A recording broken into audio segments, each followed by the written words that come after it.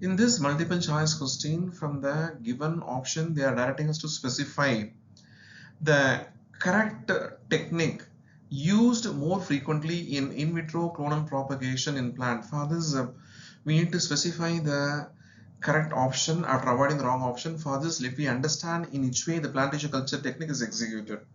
After inoculating the plant tissue or plant part like stem into the nutrition medium, we are making the plant to develop to the massive level by maintaining the effective optimum temperature and hormonal therapy so that the plant is in a position to adapt in a various adverse climatic condition. So we are using polymerization chain reaction technique and random amplification of polymorphic DNA technique to understand the DNA pattern so that we can choose a desirable variety and we can avoid the abnormal variety with this PCR and RAPD technique. So we are choosing option A as a correct option to satisfy the 4-mark demand of this multiple choice question. Why we are avoiding option B? Because Northern blotting technique or DNA RNA hybridization technique is used to find the affinity and disaffinity between the probe and the suspect DNA. So we are avoiding option B.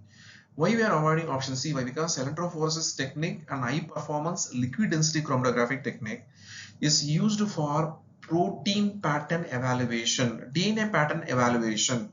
So we are not using this technique for the micro propagation technique. So we are avoiding option C. Why we are avoiding option D? Why? Because microscope is used to understand the plant anatomy, but we are not using this particular technique for executing in vitro clonal propagation. So we choose an option A as a correct answer to satisfying 4-mark demand of this objective question.